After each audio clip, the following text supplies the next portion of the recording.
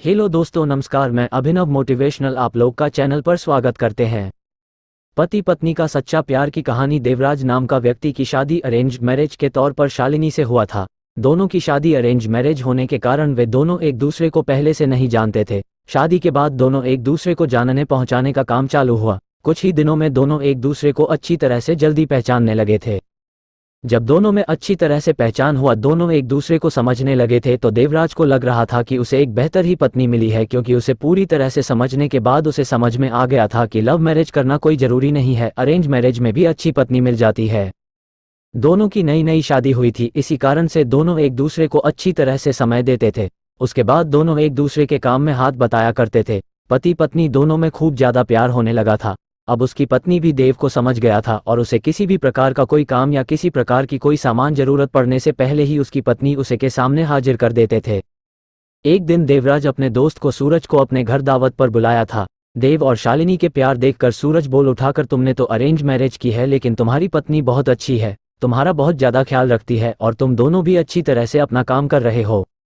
तुम्हारी पत्नी तो बहुत ज्यादा खूबसूरत है और हर काम में तुम्हारा बहुत ज्यादा ध्यान रखती है। तुम बहुत ज्यादा खुशकिस्मत होगी, तुम्हें अरेंज मैरिज होने के बावजूद भी तुम्हें इतनी अच्छी पत्नी मिली है। एक दिन देवराज अपनी पत्नी से कहता है कि तुम जाकर तैयार हो जाओ, हम लोग कहीं घूमने जाने वाले हैं। हम लोगों को शादी की होगी, इतना दिन हो गया है और बहुत सारे काम होने के कारण हमें टाइम भी नहीं मिला है घूमने के लिए। चलो वहां आज हम लोग घूमने के लिए कहीं चलते हैं। इतना सुनकर उसकी पत्नी शालिनी ने कहती है कि आपने तो बिल्कुल अच्छा कहा जी, बहुत दिनों से हम लोग कहीं घूमने नहीं गए, अच्छा हुआ आज आपने बोल दिया, हम लोगों का मन नहीं लग रहा था, चलो कहीं घूम कर आते हैं। दोनों एक कार में बैठकर घूमने के लिए निकल पड़ता है। रास्ते में जब हाईवे पर गाड़ी जाती है तो उसे एक बड़ी गाड़ी में टक्कर होने के कारण दोनों दुर्घटनाग्रस्त हो जाते हैं। देव को जब हो जाता है तो वह हॉस्पिटल में था, जैसे ही होश में जाता है वह अपनी पत्नी को ढूंढने लगता है। तभी को अपनी पत्नी को ढूंढते ढूंढते दूसरे कमरे में चली जाती है, जहां वह देखती है कि उसके सर अथवा पैर में तो दोपहर में बहुत ज्यादा चोट आई है। देवराज घबराकर डॉक्टर से पूछता है कि मेरी पत्नी की तबीयत ठीक तो है, क्या वह सही हो जाएगी ना। तभी डॉक्टर कहता है कि तुम्हारी पत्नी की पैर की नसों में ज्यादा खून निकलने के कारण पैर को काटना पड़ा है, वो नहीं चल सकती है।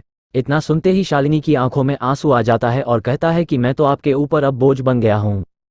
उसके बाद देवराज कहता है कि ऐसा कोई बात नहीं है, इतने दिनों से तुमने मेरा ख्याल रखा था, अब मेरा फर्ज बनता है कि मैं भी तुम्हारा ख्याल रखूंगा। अब दोनों साथ मिलकर अपने घर की तरफ रवाना हुआ।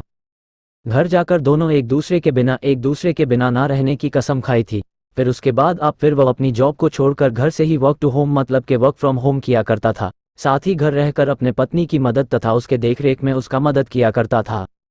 इसी तरह एक दिन फिर सूरज, देवराज का दोस्त, उसके घर आता है और कहता है कि तुम तो आप घर के काम करने लगे हो, तुम्हें बहुत अच्छा बिजनेसमैन हो, तुम अपनी जिंदगी क्यों बर्बाद कर रहे हो एक लड़के के कारण। तुम अपनी दूसरी शादी कर लो, चाहे तो इसे भी अपने पास ही रखो, लेकिन तुम कंपनी में चलो काम करो। इसके बाद देवराज कहता है कि मेरी पत्नी से बढ़कर मेरी जिंदगी में कुछ भी नहीं है, मैं उसकी देखभाल हमेशा करूंगा और करता ही रहूंगा, क्योंकि हमेशा से ही मुझसे प्रेम करती थी और हमेशा से ही हम लोग पति पत्नी आपस में प्रेम करते रहेंगे। फिर वह अपने दोस्त को कहता है कि तुमने एक बार आया था और मुझसे कहा कि तुम्हारी पत्नी बहुत अच्छी है, तुम बहुत खुशकिस्मत होगी, तुम्हें ऐसी पत्नी मिली है। फिर आज क्या बात है, क्या तुम इस प्रकार के बाद मेरी पत्नी के लिए उपयोग कर रहे हो। आखिरकार जितना दिन उसने मेरी मदद की है, मेरा भी फर्ज बनता है कि मैं उसे जिंदगी भर मदद करता रहूंगा।